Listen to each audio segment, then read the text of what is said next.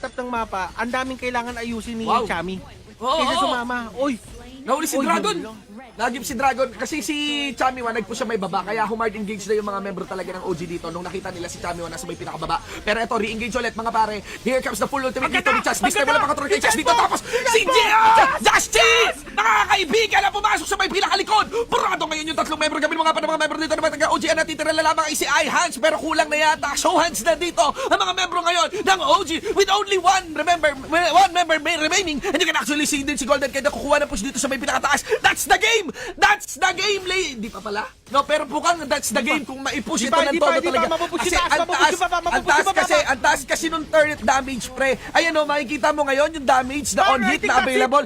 Yan na nga, that's the game talaga. Kita mo na, ilista mo na, mga pare! Eliminating OG Sports! Ang blacklist na siya!